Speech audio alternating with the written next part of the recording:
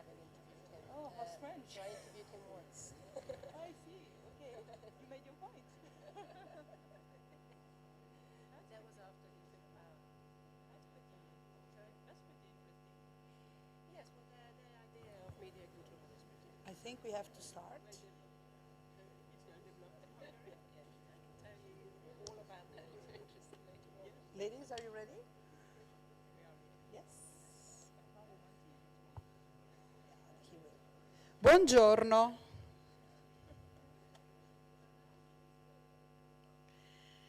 Good morning again.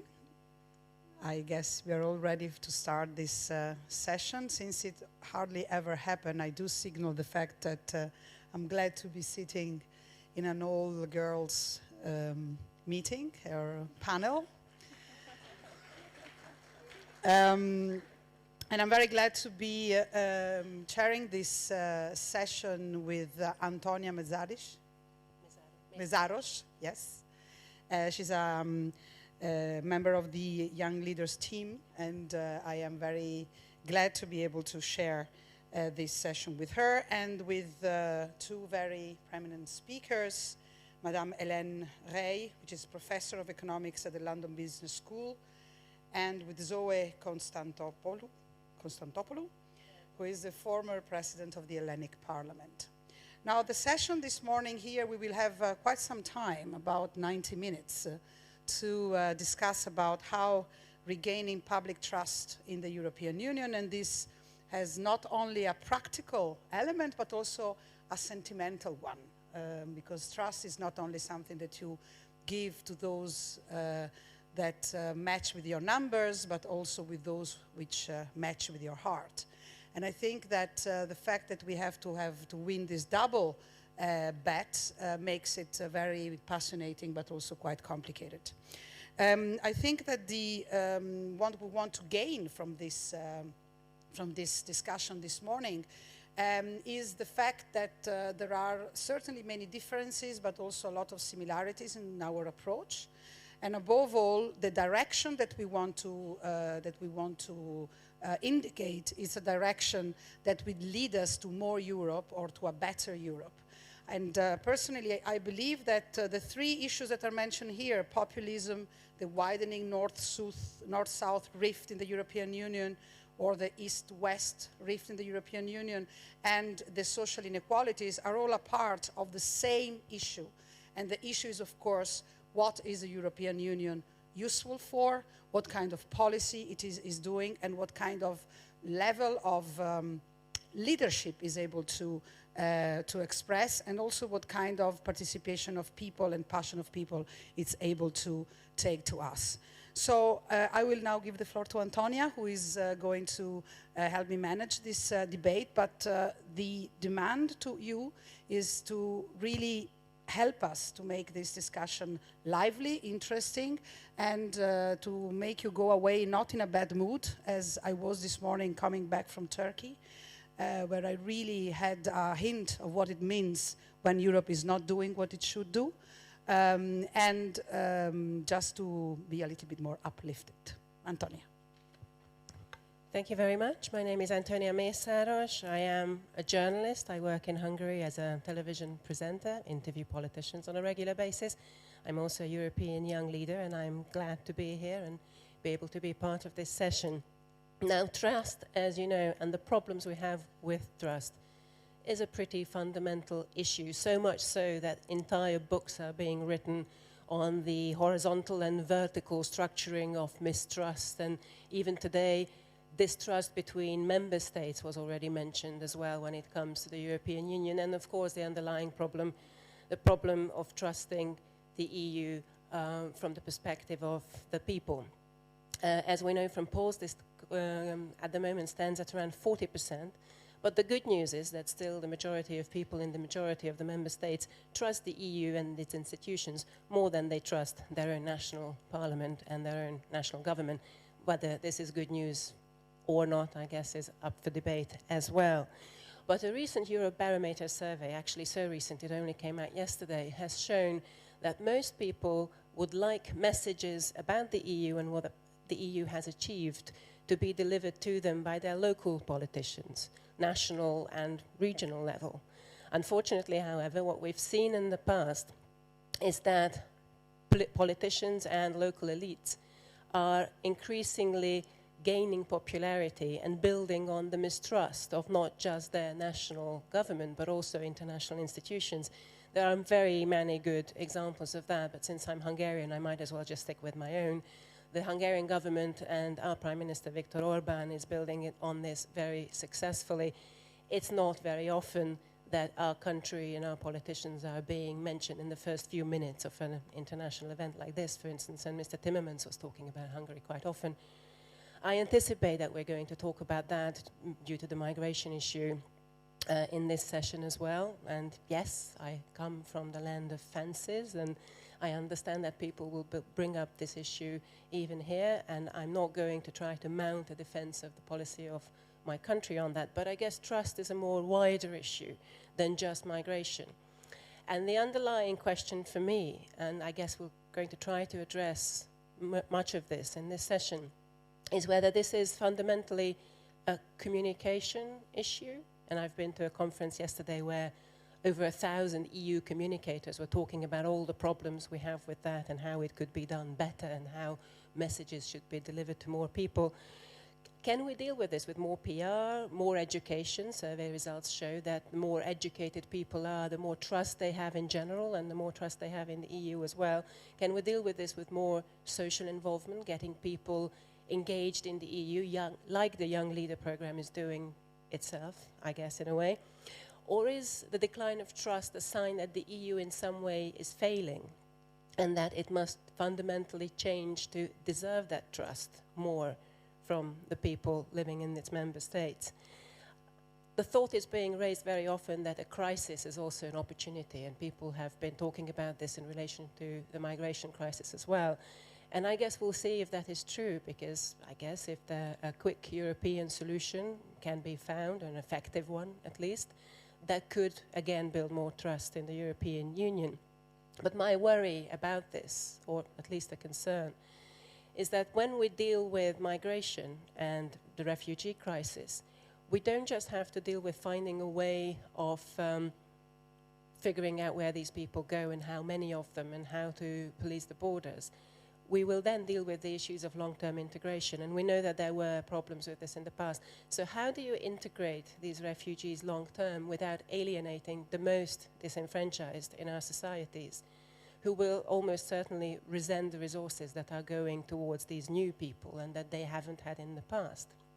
So I guess the question is, can we deal with the migration crisis without dealing with some of the most fundamental problems that we in our member states have been having for a long time now, certainly in Eastern and Central Europe, where we're facing widening social gaps, increasing poverty, inequality, underinvestment in education and healthcare? All of these problems need to be tackled in order to be able to tackle migration and integration successfully long term. So can we now rise to the occasion and try to fix a lot of fundamental problems all at the same time while dealing with the largest challenge we've had in a long time? I guess these are questions that we're all going to talk about, and as a journalist, I'm more a question person than an answer person. So I'm going to hand the floor over to Zoe Konstantopoulou. Oh, sorry, yes, to Hélène, sorry. We had a change of plan there before. And Hélène, as it was said before, is an economist. She teaches at the London Business School, but also taught for many years at Princeton and more briefly at a lot of really well-recognized international institutions like Harvard. She has an incredibly long chain of very prestigious awards, and her main focus of research is the theory of financial imbalances, the financial crisis, and the organization of the international monetary system. Hélène. Thank you very much. It's a great pleasure to be here. So this session has a pretty ambitious goal. We need to come up with a 21st century narrative for Europe, and we need to restore public trust in Europe. So small peanuts. And I'm going to play my role here as an economist. I will try not to be too boring. But I will start with just some numbers very briefly to set the stage. So at the end of the 20th century, we've seen massive shift in economic masses in the world, so that if we look now at the weight of Germany in world GDP, we are talking less than 3.5%. Weight of France in world GDP, less than 2.3%. The US and China are each about 16% of world GDP. However, if we look at Europe as a whole, we end up with Europe being somewhere around 20% of world GDP. All numbers PPP adjusted. So I think there are a number of very good reasons from an economic point of view why being part of a bloc weighing 20% in the world is qualitatively totally different from being a tiny national sovereign.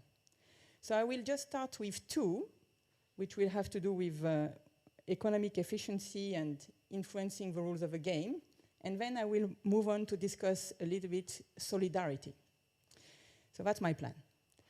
Okay, so the two, I think, important reasons why being 20% part of a bloc which weighs 20% as opposed to be a tiny little thing in the world matters from a growth perspective have to do with various aspects of economic efficiency. So if we think growth is and will be coming more and more from the digital economy, from robotization, from switching out of old energies to new ones, from, in a way, setting new standards in new fields of activity, well, being a leader in any of these fields will require critical mass. At the same time, it will require large-scale education and also very large product and financing markets. So needless to say that scale is very important in all these aspects. Of course, growth should also come from better coordination of fiscal and monetary policy to manage well aggregate demand at the European level. And we have done pretty badly on that, but this could be fixed. So that's the first point about economic efficiency. The second point is that evidently if we want to influence internationally the rules, whether it is in norms, the way competition is done, the way we are looking at technological choices, then one cannot do that if one is a tiny player, obviously.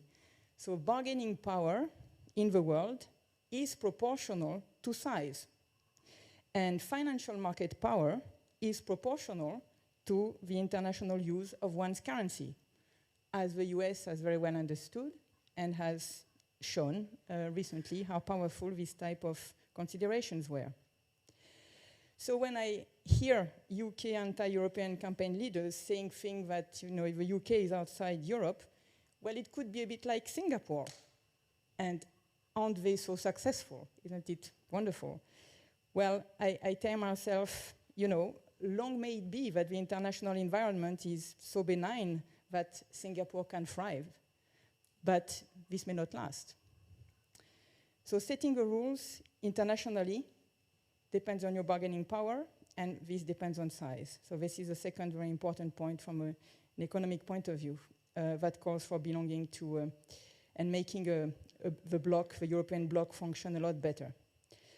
Now, however, citizens in Europe must feel that Europe not only helps them to grow and to have bigger opportunities, new opportunities to innovate, but that it is also a space of solidarity. But solidarity, what it means in particular, is transfers. And transfers, as we are becoming well too aware, are less and less well accepted by population. Polarization and extremist parties are rising, social cohesion is threatened. So I think that to deal with the crisis legacy debt, to allow efficient transfers in the future, the architecture of the euro area needs definitely to be completed. We need to be able to provide a transparent framework with more fiscal federalism, but to do so, we cannot have soft budget constraints and bailouts of countries that go on forever and ever. So how do we square the circle then? how do we deal with this problem? I think this means we have to make orderly sovereign bankruptcy feasible in the euro area. And only if countries can go bankrupt in an orderly way can we properly and credibly enforce governance, and therefore can we then extend some more federalism in a sound way. So we need the credibility. How do you get credibility? You can only get it, in my view, if you go all the way to sovereign bankruptcy being feasible. But if you go there, that enables you to have transparent and sound extension of fiscal federalism. Finally, I think we need to get through to citizens. So how do we generate those strong European symbols supporting the narrative? What is the today's equivalent of a Kohl Mitterrand hand-holding? I'm not sure. I'm not sure this is my job either, but I think this is important. And I'm also struck as an economist by the fact that figures and facts about migration in particular, whatever you say, whatever you find in studies, you know, all the results being repeated, OECD, national results, etc., saying things about economic migration, for example, that, you know, the net positive gains for the countries, welcoming these migrants, etc. All these facts seem to have less and less impact on the beliefs of people. Beliefs of people are not shaken by facts anymore on a number of topics.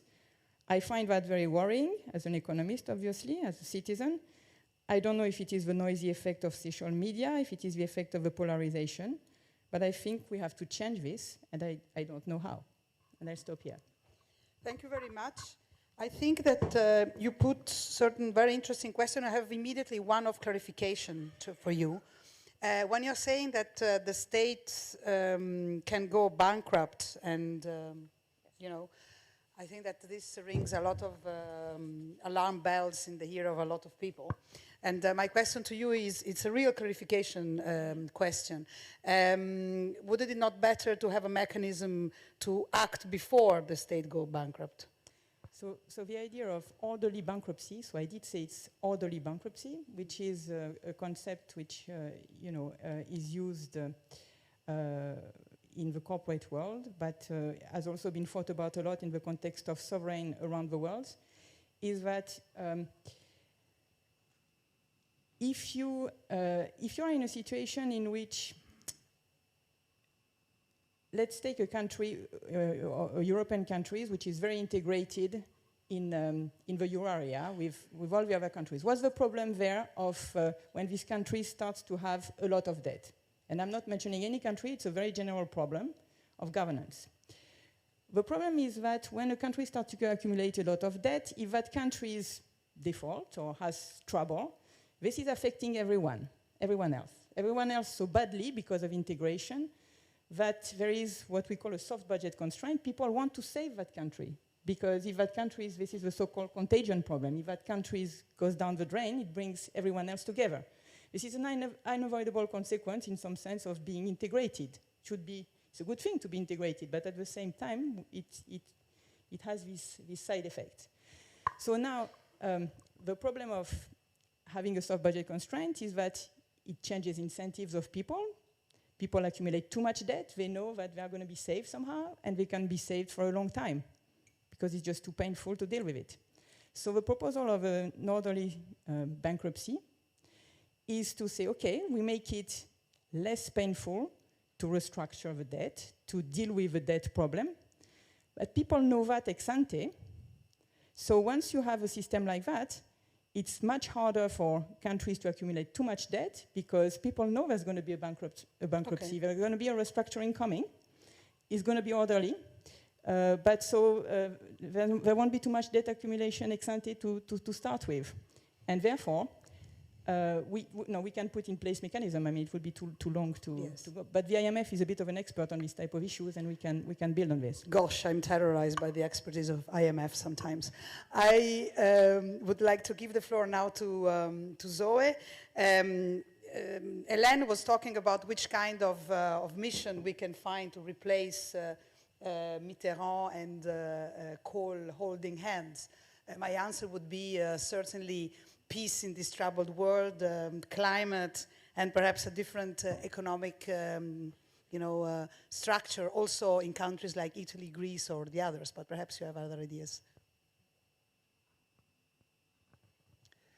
Thank you. Would you trust the European Union if they told you your vote does not matter? Would you trust the European Union if they told you court decisions in your country, including the Supreme Court decisions, do not matter? Ladies and gentlemen, at instances like this, and at times in history where democracy and the very foundations and principles of the European Union are shaken or even shattered, it is our duty to speak clearly, honestly, truthfully, and to speak out loud. Europe has been steadily departed from its noble founding principles and goals, namely democracy, fundamental human rights and freedoms, and the prosperity of its people and of its societies. The European project of alliance and reconciliation between European states was conceived as a guarantee for long-term and long-lasting peace in our continent and as a commitment to universal values inspired by humanism. Europe, at its inception, was all about its people and its societies. This is why, to manipulate European procedures, to abuse and misuse European institutions and instruments, to impose upon the people a new kind of economic totalitarianism, and to make them bend before the power of the banking system or the executive branch of the Union, is not just a violation of the European treaties, it is the utmost anti-European act. It is, I should say, a disgrace for the contemporary democratic world, and it is precisely what extinguishes public trust in the Union. In Greece, one of the founding, well, not quite founding, but one of the first 10 countries to subscribe to the European project, a whole population is being sacrificed and crucified for more than 5 years to repay a debt which has been evaluated to be wholly unsustainable ever since 2010, to the knowledge of the IMF and the European Union. A debt baptized as public, although it was initially private and involving private banks in France, Germany, and Greece. A debt imposed on the population and on the young generations and on the unborn children through unconstitutional and undemocratic ways and through gross violations of human rights. And this is not the saying, Mr. Monti, of someone who has not a good understanding of how the European Union functions. These are the findings of the independent expert of the UN on human rights and public debt. These are the findings of European institutions to observe the European Charter on Social and Economic Rights. These are the findings of courts in Greece. This debt has been imposed through unlivable austerity measures, and it is translated right now to 41,000 euros of owing for every baby born in the country. It is translated in 1 out of 2 children living under the poverty line, 1 out of 2 pensioners living under the poverty line, 72% unemployment among young women, and yes, I'm happy too that we're having an all-women's panel, but young women in my country at a 72% rate cannot find a job, even if they have a lot of degrees. 60% among young men cannot find a job, and there's an emigration flow of hundreds of thousands of young scientists not being able to work even as waiters in our country. An epidemic of suicides and explosions in shelterlessness. This is not a situation to be proud of. And the fact that the European institutions involved in the creation of this catastrophe, this humanitarian crisis, which is slowly but steadily translating into a humanitarian disaster, the fact that the European institutions refuse to take responsibility together with the governments that have responsibility is not helping build trust in the European Union nor regain trust. I want to set the record straight because when we talk about Greece, the major observation that needs to be made is that in Greece, just like in Cyprus, democracy was bent, parliamentary procedure was bent, the democratic rule was bent under duress, under coercion, under an extreme pressure and suffocation due to the European Central Bank's refusal to provide liquidity when the vote in Parliament or in the ballot through a referendum were not convenient for the pre-decided but lethal policies. On the 25th of January, the Greek people, through general elections, gave a clear and unequivocal mandate to government and to parliament to do away with the homicidal policies that had led to a total catastrophe. A special committee in parliament found that the debt was illegal, illegitimate, and odious, and it substantiated that there was knowledge in the creditors, which include 2 European institutions. Despite these findings, the European institutions and the creditors insisted that the people's mandates be neglected, and there was an ultimatum addressed to the Greek government on the 25th of June, asking it to accept what the people had rejected, asking it also to accept that the debt is sustainable, asking it to accept that the public property of the country, major public institutions and infrastructures are sold or given away to repay a debt unsustainable ever since 2010. A referendum was decided, and I'm very surprised that in the narration of this morning, this referendum was totally absent. A referendum was organized and 62% of the people rejected what is now called an agreement between the institutions and the government. And the referendum was held through a week of the banks being closed in the same manner as Parliament had been asked to alter its vote in Cyprus back in March 2013, with the banks closed. And the referendum was held also with several European officials, including members of the European Commission and its very president, addressing direct threats to the population with regard to the outcome of the referendum. We even had threats that a humanitarian disaster will hit the country if no prevailed. We had direct interventions on the popular vote, and still there was a 62% no vote, a no vote which is now being bluntly and directly violated. Parliament was asked to vote on, yes, thank you.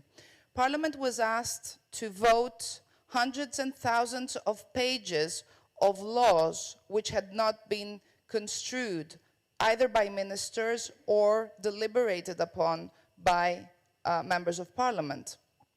Parliamentarians were asked to vote on 1,000 pages of legislations in less than 24 hours, to vote on 400 pages of legislation in less than 24 hours, to vote on 200 pages of legislation in less than 24 hours. It is part of the agreement that Parliament will never again legislate without prior approval by the creditors. It is part of the so-called agreement that Parliament will abolish everything that was voted upon without prior approval. And because, and I'm concluding in 2 sentences, and because there were a large part of Parliament members who refused to violate public mandate, to violate the referendum mandate, the Parliament was dissolved. I was included in these members of parliament as president of parliament. As I'm being asked to sum up, I will be very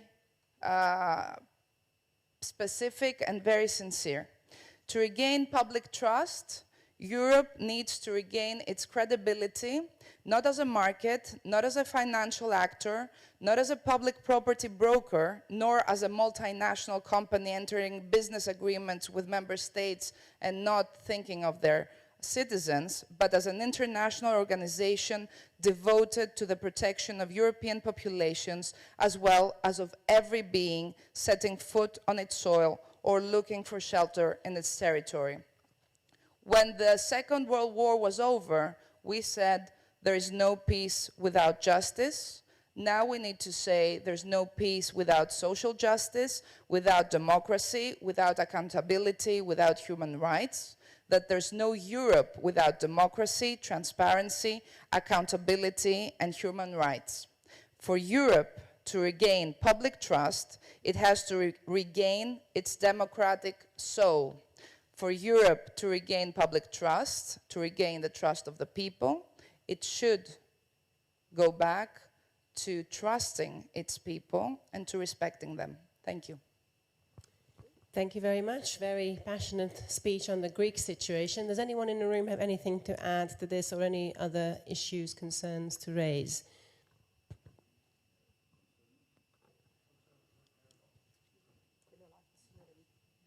Yes.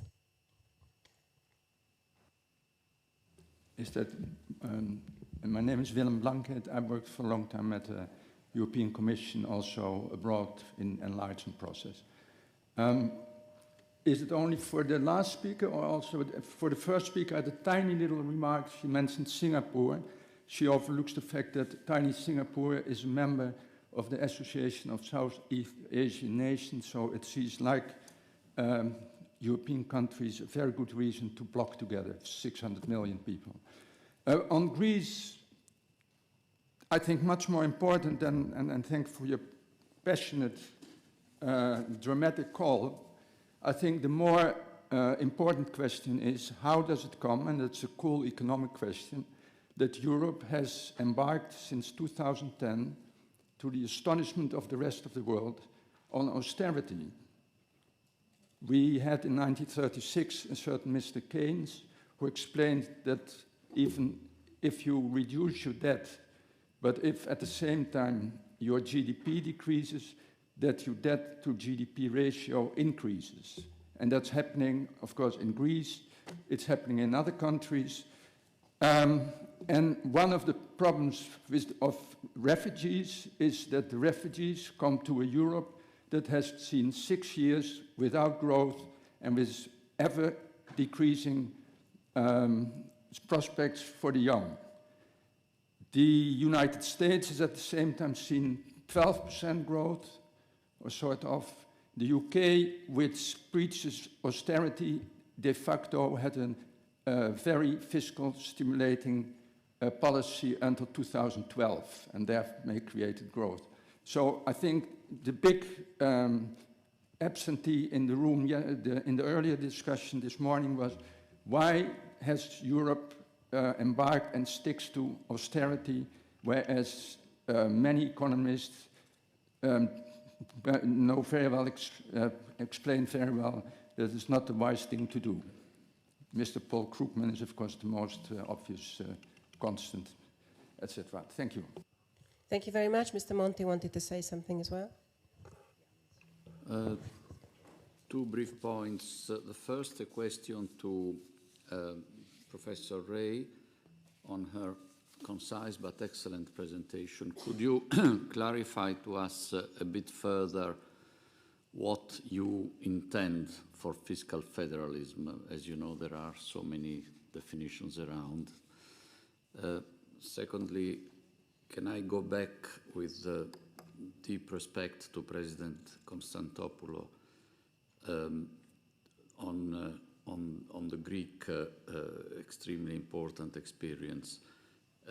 I believe, number one, that the policy framework of the European Union is vastly imperfect and in some respects is wrong, particularly for the way in which the German mindset, as translated in policy formulation, does not yet accept to the full extent the positive role that serious public investments, even though financed with a deficit, can have for economic growth without putting in danger future generations.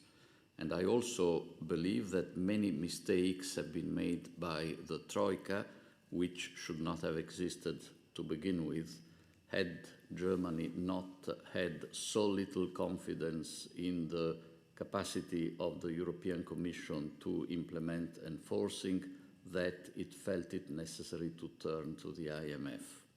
Having said all that, I'm very worried, you see, Madam President, because we in Europe need more solidarity. More solidarity will never become a real proposition in Europe unless a way is found to have at the same time more risk sharing, but also a limitation of moral hazard, a limitation of some people to exploit other people. Now, I'm very, very concerned that attitudes like yours, and not only in Greece, will make this greater solidarity in Europe virtually impossible, which will be a cost to your people, to our whole peoples, and to the stability and potential growth of the European Union. I entirely agree with you when you view the public debt of Greece, in your case, as a burden on unborn Greek citizens. I entirely agree.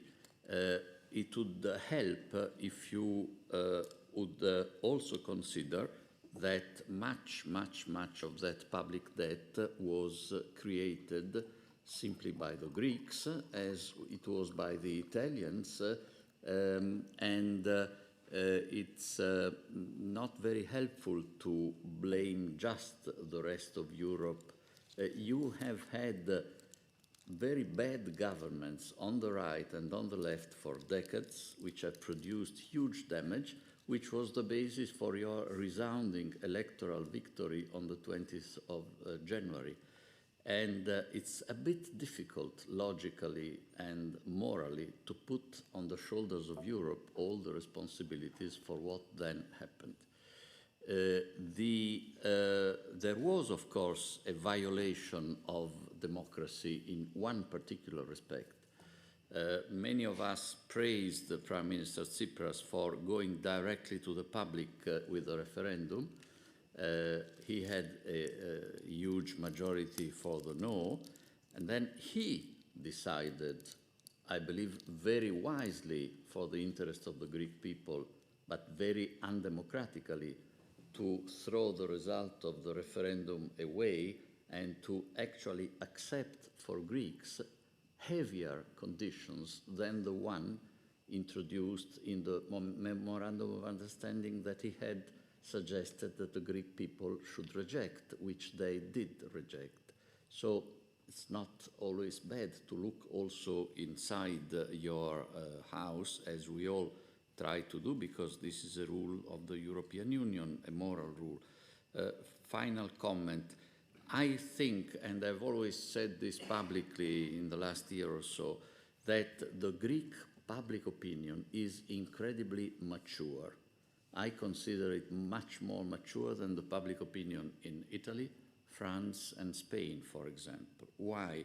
Because your public opinion has an attachment to Greece staying a member of the euro, which is 75–80%, whatever the destiny of the various parties. Probably your public opinion instinctively feels that that is the anchor for Greece. And I finished, Madam Chair, and all Greek governments know that they would be lost if they tried to drive Greece out of the euro. Whereas in Italy, France, Spain, countries which have suffered much less than Greece as a consequence of the Eurozone financial crisis, there are increasing voices against the euro. And maybe the last little contribution to your, I hope, yes, the really last, you spoke at a certain time of the EU as an international organization. Please consider whether the EU is an international organization or, as we believe, a supranational organization. Thank you. Yes, a supranational organization in which some are more powerful than others, and a supranational organization in which there is an interesting competition about which attitude is less constructive. So I really believe that this is a very interesting debate, and I believe also that when we speak about supranationality, perhaps one observation that we can do also to Zoe is that to put in competition Greek democracy with the Italian or with the German or with the Finnish one is something that really will not help us at all. But on the same level, I really believe that the goal of this discussion here is to see what is the way forward in order to solve concretely some of the big mistakes that are still done, because whether we like it or not, what has been imposed to Greece is unsustainable, and to understand what is that we can do to get out from this situation in which many, and not only the previous Greek government, was not constructive. So I really think that perhaps we can have a discussion also about the future and also about what we can do in common, also to overcome what was badly done in the past. Sorry, I don't know your name, so please. Jan Mischke from the McKinsey Global Institute. I would actually like to do exactly that, link some of the things we have discussed, but take it forward and asking the question whether we are jumping too short when it comes to the governance and trust questions. In terms of the austerity question, certainly pretty much all economists agree it has been too much of austerity. Why has that been so? Because the country which needed stimulus didn't have the capacity to access financial markets. They only had the capacity to access sovereign lenders. And it is the mistrust between those sovereign lenders, to a large extent, in my view, that caused and still causes some of the austerity. So it's actually linked. The public trust and some of the economic questions are strongly linked.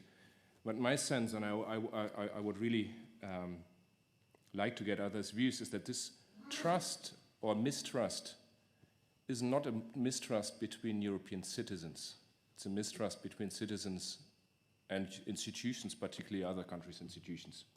I haven't heard of Greek people, for instance, being unwelcoming to German tourists in summer. It is Greek people mistrusting the German political system to deliver the kind of economic policies that they need. I've also not heard about German people being unwelcoming to Greeks, but it's a mistrust of German citizens in the Greek political system to deliver on the promises when they give money. So it's a mistrust into political institutions, and we are now having all those discussions around how can we fix that and do a little bit of federal fiscal policy here and a stronger bailout agreement there with stronger signatures and so on. But isn't it a time to actually build on the common trusted citizens and completely revamp the institutions in a way that are trustworthy and really take the step to a democratically founded Europe where citizens can participate? Also taking into account that we are in the 21st century now, with technology allowing completely different kinds of communication, completely different kinds of public decision-making, but we are still set in a stage where somehow we have geographic representation building up to nation states which don't have the scale to compete on a global scale anyway, and the economic power is in cities, not in nation states, and then somehow the heads of state find consensus agreement. It feels so 20th century in terms of the overall governance structure. Thank you very much. Former Commissioner Almunia, I think, was one of the first to have his hands up. Yes, thank you very much. I would like to take a broader picture, not only focus on Greece or on refugees crisis, a broader picture regarding trust in Europe. I was here in 2005 when the French and the Dutch voters rejected the EU constitution. There was no crisis, there was a good economic situation, nobody foresee, or nobody, almost nobody foresee the problems ahead with the crisis and with inequalities and with all these things, and there was a rejection.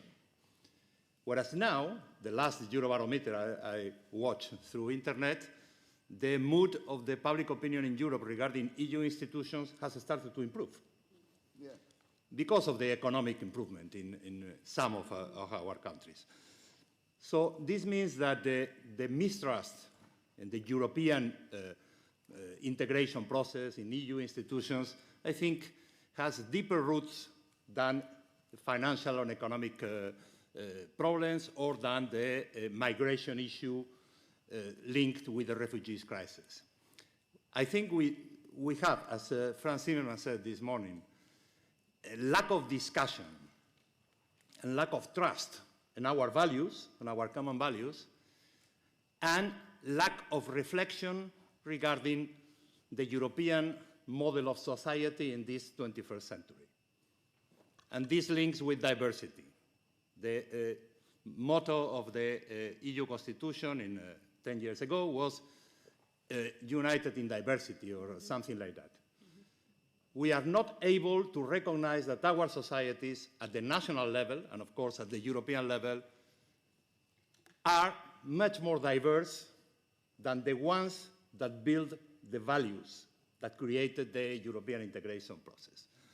This means that the social model in Europe should be maintained, is one of our main values. We are citizens in Europe because we believe in a social model, among other things. But the way to put into practice a social state or the welfare state is completely different now than the one we knew 40 years ago. And this discussion is not at the center of our reflections. And this links with the other issue that is not seriously analyzed at the European level is democracy.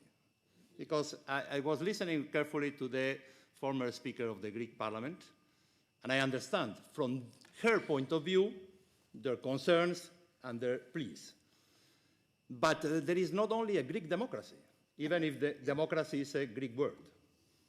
There is the Spanish democracy, the German democracy, the Latvian democracy, and so on.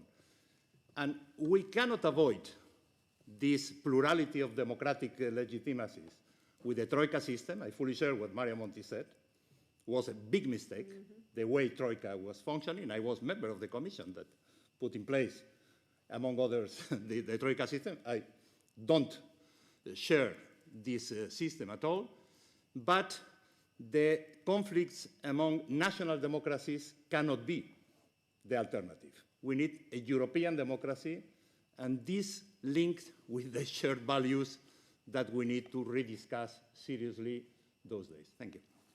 Thank you very much. And Zoe will get the chance to respond. A lot has been said in a minute, but there were a couple of people who had their hands up initially, and I assumed they wanted to comment on what you said before. So the gentleman with white hair there, and then the gentleman. That's you. Sorry, we don't know your name. Yes, so you'll get the opportunity first. And then the gentleman in the blue jacket, and there was a lady back on the left hand as well, Anna. And then Zoe will get the chance to respond. Thank you. When you were mentioning a gentleman with white hair, I knew it was me. Thank you. My name is Joost Vennius, a member of the European Economic and Social Committee. And indeed, my opinion is that the first part of this meeting was too pessimistic. There is an overall view that the European citizen does not exist. What exists is categories of citizens, and some are in a painful and miserable position, and very many are in a very good position and they want to benefit from the Union. They see clearly that a strong Europe is needed to maintain positions in the world.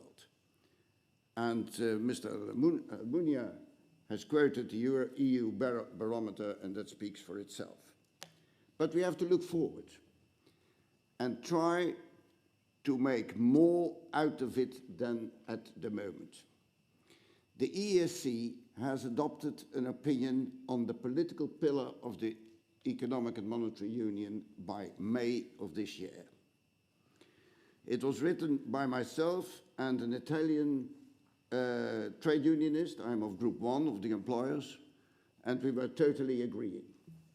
Because we should envisage a union that has a political founding, and not with a six-pack, a fiscal pact and two-pact as it is now, and which is always surpassed by national sovereignty.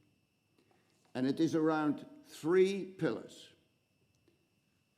fiscal discipline, reforms, and solidarity. In that order. You can forget that there is any will, political or by citizens in member states, to go on to solidarity if there is not a parallel of discipline and reforms.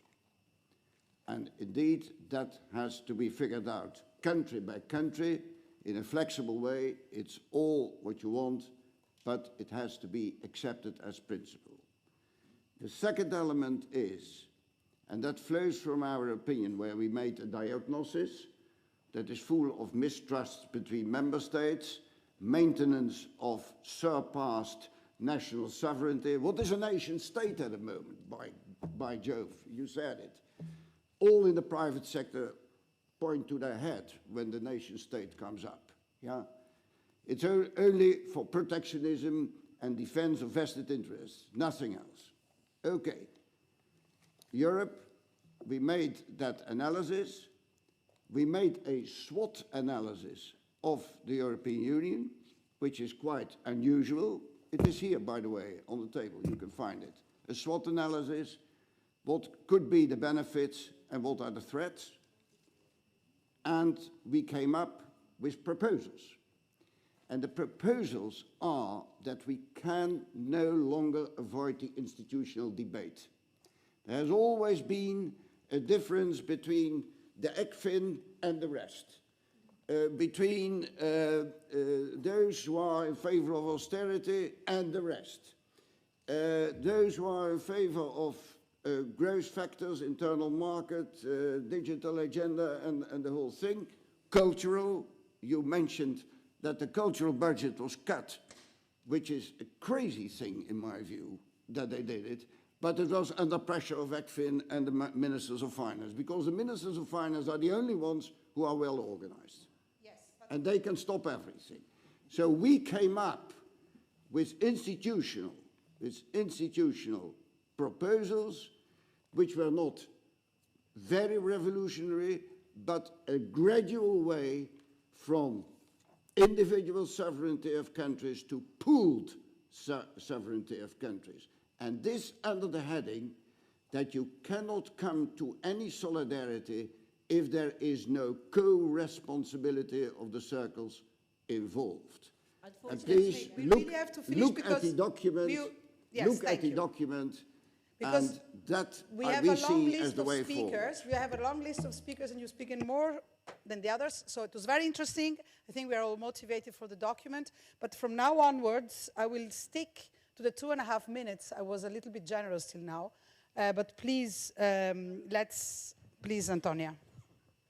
Yes, so as I mentioned before, the gentleman here on the left, and there are a lot of people who are wanting to speak, so out of solidarity, since that seems to be the buzzword, do please stick to your time. Yes. Thank you. Out of solidarity and responsibility, I will not try not to speak too long. Sander Lones, I'm MEP, member of the European Parliament. I would like, by paraphrasing the introduction of Madam Konstantopoulou, would citizens trust the EU when the EU keeps on picking up the check, when the EU keeps on paying the bills of failing member states, when it keeps on rewarding irresponsible behavior? You speak of noble goals of the EU. Yes, democracy is one of them, but responsibility is another. I think the EU does not need a narrative of trust, but we need a narrative of responsibility. In my opinion, if the EU goes on as today, we will lose on both levels. We will have no responsibility because the EU then just simply takes over from member states, which is, in my opinion, not a durable model. What is happening now in Greece is not a durable model. We cannot govern Greece out of Brussels. But we will also lose on the other level, the level of democracy. The gap between citizens and the European institutions will keep on growing. So in this respect, I very highly welcome the intervention of Professor Yrjö. Madam Konstantopoulou, you mentioned several violations of the treaties. Well, constant bailouts are also a violation of the treaties. I refer to the Maastricht Treaty. Do we need European solidarity? Absolutely. But I think that first and foremost, and there I agree with the gentleman with the white hair, that we first need responsibility. Solidarity, yes, but first responsibility. And I finish with that. I think that the narrative on trust, trust is not the beginning of the solution. It's not the starting point. It's the possible result of a process of hard work, a hard work of responsibility. And I think this European credibility will only be restored when citizens see that both the EU and the member states, intergovernmental as well, start getting things done. So what we need is not only unity in diversity, but responsible unity in diversity. Thank you. Thank you very much. It would be very interesting to check out where all this bailout money went, but that's another discussion. Anna. 2 minutes and a half. I feel like in the European Parliament now. Okay, Monica. And on facts and figures and reaction of people on facts and figures, I will use 1 minute on migration. People cannot react to facts which are not the entire truth and which are used in a way or another. And it's absolutely true that we have a demographic problem and we need more people. It's also true that you need an employment and social policy to assure that this is not people able to work for the, let's say, to go quickly, people that are able to work in the worst conditions you can imagine. So yes, people can get into Europe, but we need a holistic migration and asylum policy. I again invite you to read the papers of the 90s and to change Syria by Balkans, and you will be reading exactly the same papers we are reading today on migration and asylum. So yes, we need facts, we need figures, but we also need responsibility in using them, and we need to tell the truth because societies are really mature. A more general or more broad view. Yes, it's about post-national democracy. It is about post-national democracy, but we still do not know what is post-national democracy. So at least, please, try to get EU issues into the national democracy. And I mean that you cannot be member of the board of a company and leader of the trade union at the same time. So if you are sitting in the European Council, you have to be responsible to your own parliament and to your own citizens on what you are doing at EU level. Sure that the board cannot think that they are the only part of the company and they need all the rest of the stakeholders. But for me, to be trusted is sure the result of being responsible, and being responsible at this very moment and being democratic have to mean that going or putting EU affairs within national democracy while trying to build up a post-national democracy. Thank you. Thank you very much. Zoe, it's your turn to respond. Please do stick to the 2.5 minutes because a lot of people want to speak and we have 20 minutes left only. So I will try to... Okay, thank you. Well, I am very, very happy to have listened to an intervention talking about the truth. Because yes, we need trust, yes, we need responsibility, and yes, we need the truth. So responding your question, Monica, 92% of the so-called bailout money, which was absolutely no bailout for Greek society, but rather a death sentence to the Greek population, 92% of this money went back to the creditors, so went back to the European institutions. We formed at the Greek Parliament a truth committee on public debt, which started auditing the debt pursuant to what is provided for in European regulations, because yes, we need to abide by the rules, and not only those which are convenient to the creditors. The committee found that the debt, Mr. Monti, was not created by the Greeks. The debt was created by an irresponsible policy of overlending, overborrowing at extreme interest rates to the profit of those who lended. It was not the Greek population who created the debt. And actually, this committee found, this is the report that it issued, it's also in English, and I will ask Friends of Europe to distribute it to the participants. It also found that public expenses of the country at all levels, were below the European average, except one, the defense expenses, the armaments expenses. There were large-scale government, but also intergovernmental corruption has been detected. So please, let's speak the truth.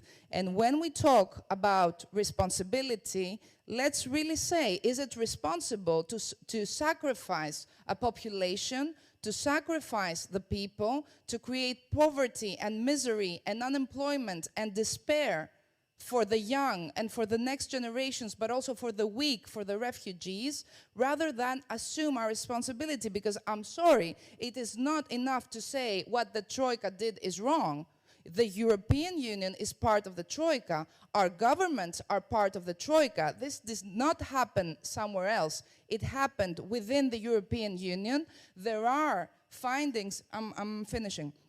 There are findings of the European Parliament as to the conflict of interest mentioned before by the ECB and the European Commission, acting both as creditors and institutions having to respect the treaties. And finally, let me close by this.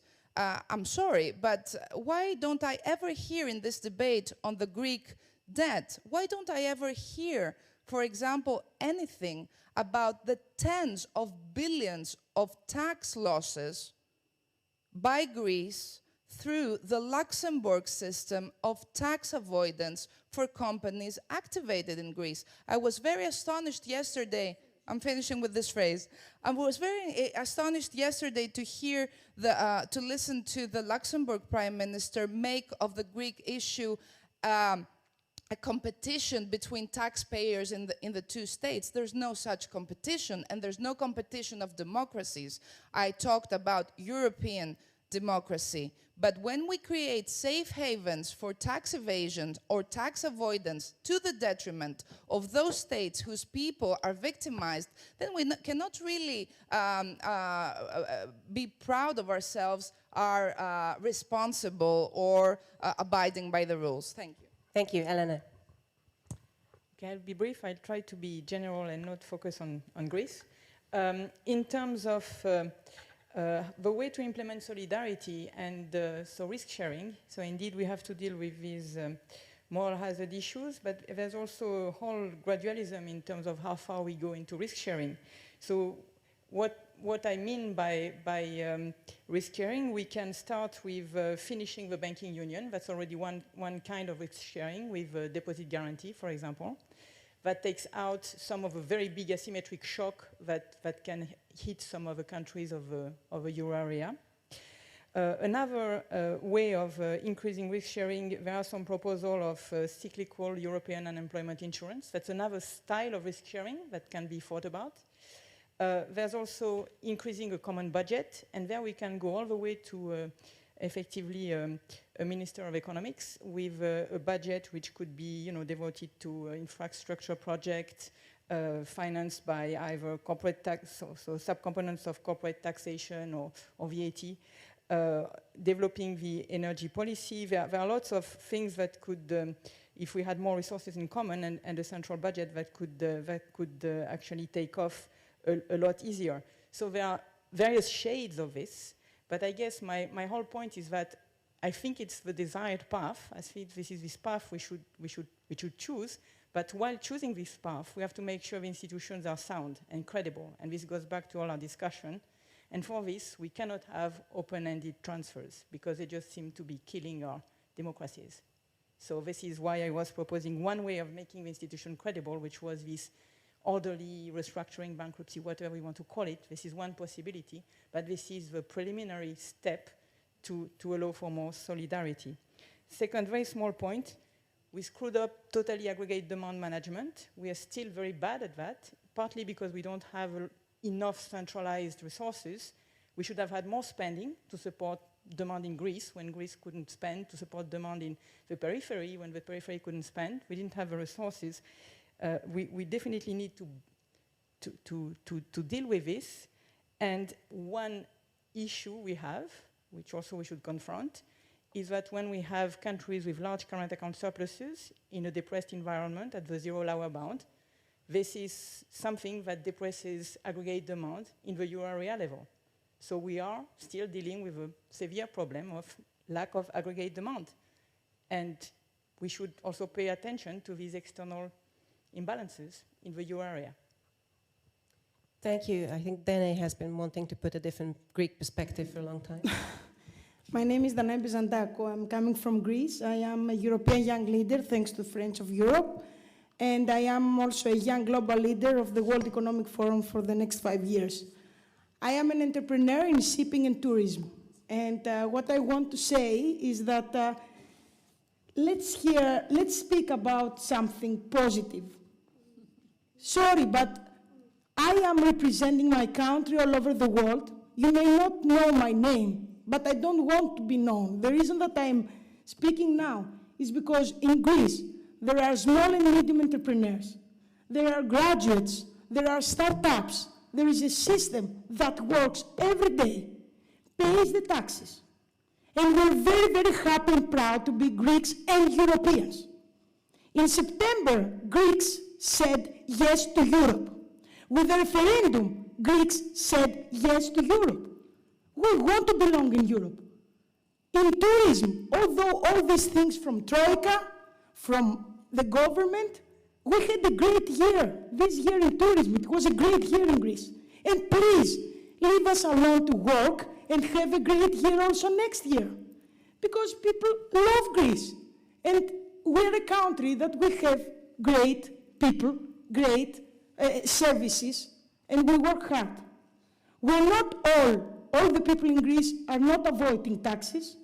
And what I want to say is that, yes, we had a big crisis, we failed, okay, but the crisis also brings opportunities.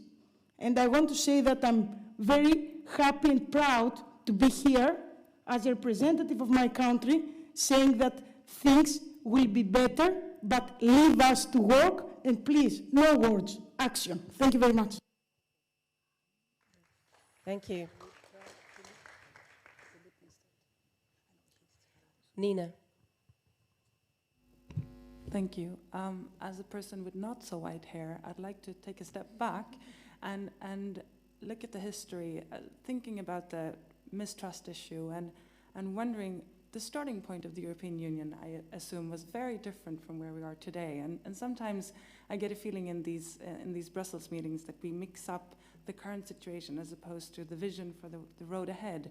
So when you endeavor in such a project as the European one, what was a realistic level of trust after the amount of time that we put into this project, given the starting point where we were in the post-war era for Europe? So sometimes I get the feeling when we mix the vision for where we want to be in a level of trust between the nations in Europe as opposed to where we are, we become very pessimistic. And I think this pessimistic storytelling also can sort of become a reality. So I'd like to change and get input on kind of how we see the current situation and what's our responsibility, and also being realistic and not being so pessimistic. Thank you very much. Philippe Meestad, you.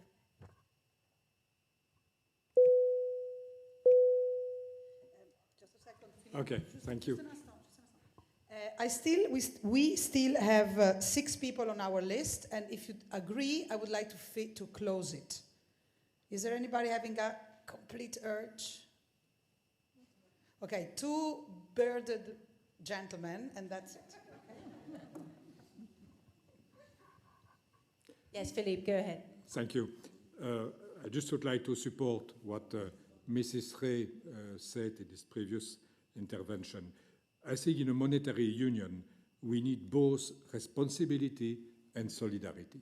Responsibility, this means fiscal discipline, structural reforms, and so on.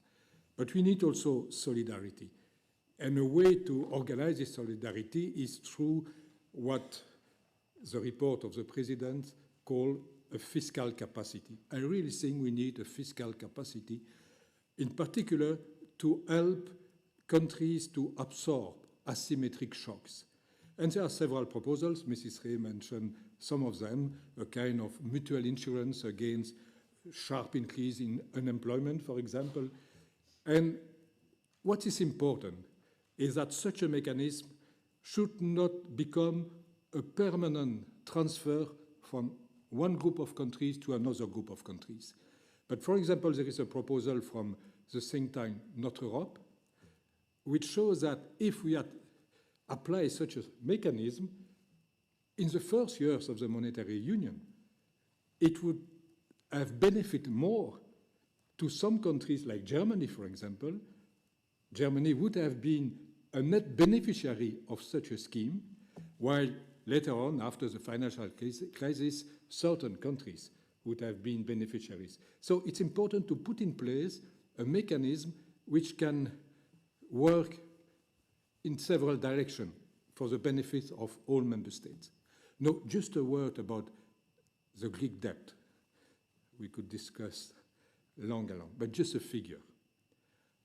Thanks to the intervention of the European Financial Stability Fund and then the European Stability Mechanism, today the annual debt burden, the cost of debt service for Greece, is 2.6% of the GDP. We are sure that at least till 2023, the debt burden for Greece in percentage of GDP will be less than for Italy, Spain, Portugal, and Belgium. I just say this because if we want to discuss restructuring of debt, the priority, in my view, is not Greece, but maybe other countries. Thank you. The gentleman here at the front. Yes, hi. My name is Michael Prinzons, and I am also a European young leader representing Greece. But I don't want to speak about Greece for a change. I would like to speak about Europe and about gaining public trust in the European project. Someone said in the morning session that, you know, we here in Brussels, we understand the problems and the difficulty we have is actually to pass the solution and to get the right messages across to the people living outside of Brussels. Well, I'm sorry to disappoint you, but sometimes I feel like when you come closer to Brussels, the less you understand the problems. Let me come up with a small example of that. In my country, in a small island called Lesbos, it's a beautiful island for whoever of you haven't visited, of a population of 8,000 people, we have right now 7,000 refugees seeking a better future for their families per day coming.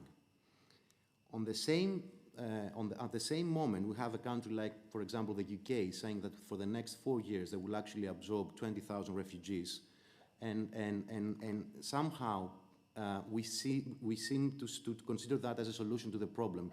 I feel like we are not dealing with the same problem. We are giving the same title, but we're not giving the solution to the problem. I feel like our friend here said that there is a gap between citizens and the European policy institutions. And what I want to say is, are we sure we have the right mechanism in the ground to produce more trust to the European project, to produce a better Europe, a Europe that will be more open, let's say, to direct democracy? For example, is it too late or too early to have a president elected by the European people, acting in the name of all the European people? Is it too late or too early to have a common European defense policy or a common European army? And I think we have to decide which hat we wear first. I introduce myself as a Greek, but I hope one day will come that I will actually introduce myself as a European first, and then Greek. And I think we have to decide, as I said, which hat to wear first. I mean, you cannot really be married with 2 wives at the same time, and by saying to each one of them how much you love them, you build trust with any of them. You have to decide with whom you have to live your life for the rest of your life. And for me, the decision is made. I want to live with Europe, and I want to be part of this great project. Thank you very much. And a gentleman just on the other side of the table has also been wanting to say something. Thank you. Massimo Gaudina from the European Research Council and the European Commission. Someone has said that Europe is like cholesterol. You have the good cholesterol and the bad cholesterol. You have the good Europe and the bad Europe. And the bad Europe is the one linked to austerity, bureaucracy, the euro crisis, etc. But there is a good cholesterol, or a good Europe, which we do not talk about too much, probably. All the success stories of Europe in all these years. We have the single market, of course. We have the Erasmus program. We have the protection of environment, consumers, etc. We have this wonderful ERC program, which keeps in Europe, or attracts to Europe, the best researchers of the world. And Dr. Ray is one of the very few beneficiaries of this very selective and appreciated program. So there are a lot of success stories that Europe can sell and can correct the image of Europe and build trust with citizens. But the image is still very bad. And why is that? I think there are 3 main actors in this, the institutions, the media, and the politicians. And the EU institutions, they do what they can to tackle this very complex and difficult problem, but they try to do what is possible. The media, mostly they sell, they need to sell to their readers, so they concentrate that they prefer bad stories rather than good stories. We all know this. And politicians is very tricky, because lately we see, and it's very worrying, we see politicians keeping the narrative that is Europe and us. We go to Europe, we speak to Brussels, we negotiate to Europe as if we are 2 different things. And this is worrying, especially from prime ministers from important countries that sometimes they express this way. And I think this is more worrying and more dangerous. This friendly fire is more dangerous than the traditional and predictable Eurosceptic attitude. Cholesterol and friendly fire. That's 2 nice lines. Thank you very much, Massimo. The lady over there. My name is Maria Stratigaki. I'm Vice Mayor on Social Solidarity in Athens. I'm Greek, but I'm not going to talk about Greece. I would like to talk about Europe. And I think that if we want really to try to bring again, or even if they were, I don't know, it was before, the public trust, I think it's a political issue. And I think that trust is something that is connected with belonging and with ownership. And now in Europe, there is no European people, there is no political integration. So I think what we have to bring in the agenda is the political integration. We have done so much in enlargement, but not in deepening the European Union. And I think that for me, this is the way to go in order to have public trust and real political integration. I think that, for instance, programs like Erasmus, that is the most popular in Europe, is not enough to make a European people. We need, of course, the institutions for political integration, and I argue that, I don't know, federalism or some other ways, we have to go towards more political integration. The last thing I want to say is that one bad, let's say, thing of non-political integration now is the problem, the paralyzation of the decisions of the Council because of the unanimity, for instance. So decision-making will create European people. Decision-making at European level will get public trust back because we will all feel Europeans, as the previous speakers have said. Thank you. Thank you very much. And the gentleman just opposite. Thank you. My name is Christoph Nijdam. I'm the Secretary General of Finance Watch, which is an NGO that represents civil society organizations and provide technical expertise and advocacy to European decision makers on financial regulations from a public interest point of view, so that finance can go back to serve society instead of having people serving finance happy few. I couldn't agree more with Professor Ray for her concluding remarks and concerns about the fact that facts no longer change beliefs of people. We at Finance Watch, we see that on a daily basis in Brussels, where we see mega banks that are twisting and biasing facts. The problem with that is that the system has become a little bit so perverted in that respect that the truth has become what people believe, and people believe what they are being repeated over and over. The problem is that facts should not be twisted by lobbyists who have, of course, a conflict of interest because they only represent private interest. They represent, those lobbyists in Brussels, the best finance private interest. And basically, slowly but surely, it is turning our democracy into some kind of plutocracy. Trust comes by foot and lives by horse. Thank you. Thank you very much. And now we are officially running over time, so I would like to ask the remaining few people to keep their remarks very short. The lady with blonde hair. Okay. My name is Birgitte Andersen, and I'm the CEO of something called the Big Innovation Centre. We are a London-based innovation and investment hub, a private organization. I just want to comment, try to put a bit of positive spirit into the conversation and talk about how actually the citizens can be very, very useful in many ways. I just noticed that the first line is countering rising populism. And I want to say we should be a bit careful. We're not just arrogant that as soon as a different view comes across that everybody's subscribing to, then that's populism, and they haven't really understood and seen the evidence. Because the fact is that people are much more informed than they used to be. Although newspaper reading has gone down, to the internet, people have become really informed. And also what people want to do, they want to be engaged. And if there's something that the European Union has not really coined, that is how to engage citizens. So through Facebook, we are creating revolutions. Revolutions in Egypt couldn't be created without Facebook. We have Twitter, we have LinkedIn, we have YouTube. Everybody wants to be engaged. They want to be part of a conversation, not just being told. And actually also the vote for national elections has gone up just for the UK. In the last 4 elections, every single time, voting percentages have gone up, 10% in fact.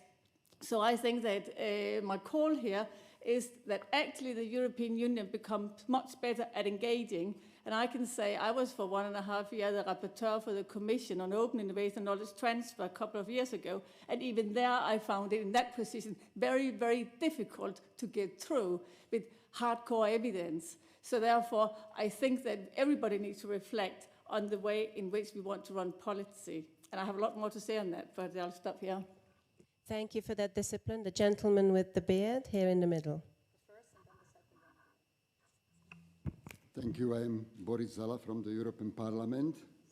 Some remarks. Zoe referred to the European Union as an international organization. When I am watching the discussion in the British TV, doesn't matter if they are conservatives, liberals, or labours, they all speak about the European Union as an international organization.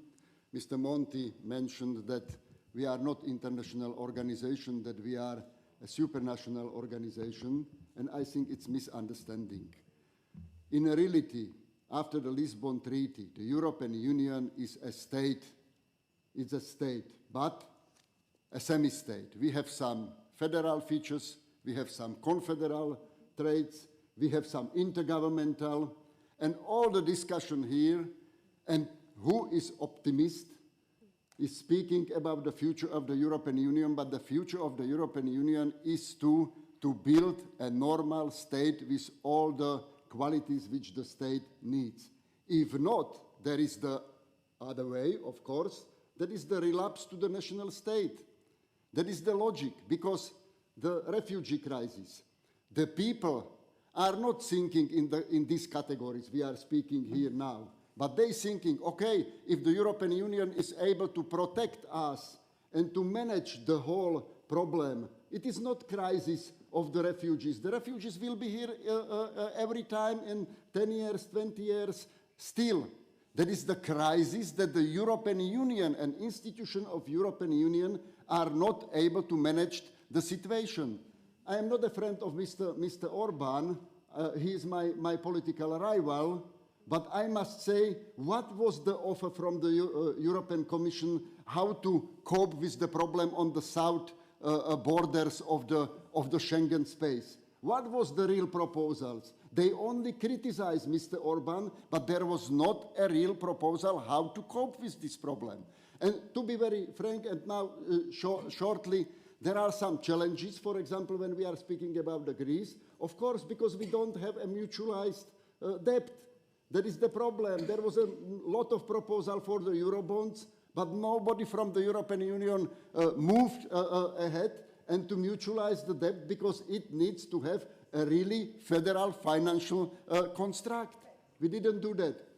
And the other challenges. And the lady with grey hair in the back. Thank you very much. I'm Monika Dietl. I'm managing a program, a pan-European program for cooperation in science and technology.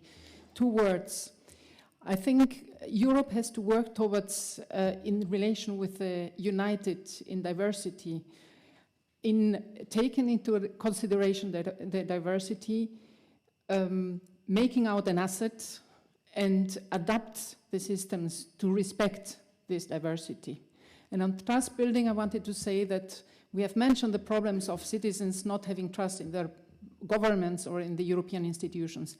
The other way around, and I think our young Greek colleague really illustrated very good, is that the citizens don't feel trusted while they are acting responsibly. Thank you. Thank you very much. And the gentleman with the white beard is the last one to speak at this time. Marek Dąbrowski, Bruegel Research Center, Brussels, and Case Research Center, Warsaw. I just would like to put one, I think, uneasy question in the context of trust debate about the role of media in building trust, of very often building the lack of trust, distrust, as we frequently observed in both in the case of Greek debt crisis, but even more in the case of the current refugee crisis. And frankly speaking, I don't have any recipe, because it's a great and distributive value that we have free, pluralistic media, unlike in many authoritarian or semi-authoritarian countries, but freedom must also involve responsibility, especially when things addressed include some very, very sensitive issue, like some historical sentiments, ethnic relations, national feeling, etc. So here I shortly speaking, we see very often pictures, dramatic pictures, but we don't have stories which explain these pictures. And even the best education system will not replace the current information which is needed both for societies and for politicians, policymakers. Thank you very much. Thank you very much. We are a little bit late, but not too much. So I really thank everybody also for being disciplined. We were asked not to make conclusions, but I just want to close with one plea, which is that came actually quite a lot during this debate, and that is not to be negative or too negative, but also that we have to trust and to be very hard-headed on facts and figures. And perhaps also another issue that we really have to do, perhaps even from Friends of Europe, and this was an occasion to do this, is to confront our different facts and figures, because unfortunately the mathematics is also an opinion lately. And I believe that this issue of having a capacity of discussing with people coming from very different opinions or from very different histories is really key just to build the Europe that we want. Another lesson I will take from this discussion is that is a good one as a federalist, and that is that we have to reopen the institutional debate. A lot of you said it. There is a lot of resistance. When people talk about institutional debate, even among my Greens, which in theory are very federalist, they just look at the sky and say, no, impossible. I think that one of the things we really have to start doing again is to deal with the word democracy and supranationality and the capacity of make institutions really work. And finally, I think that the big issue about, I wouldn't call it crisis because it's staying with us for a long time, of migration and of integrating new people in our society is something that needs a lot of truth, as it was said. Personally, for example, I never really understood the difference between the wall of Calais and the wall that Mr. Orban was building, but perhaps there is one. Somebody will have to explain this to me. But I believe that this is a major challenge on us and a major pressure on us, which remain, I hope, very convinced European citizens. So thank you very much. And I have to read a couple of very concrete announcements. Thank you, Zoe.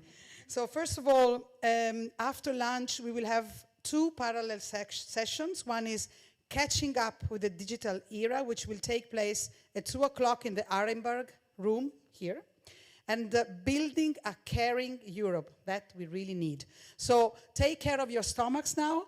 Thank you very much for being with us, and I hope that you will enjoy the rest of the afternoon. Bye-bye. Ciao. Thank you very much, Antónia.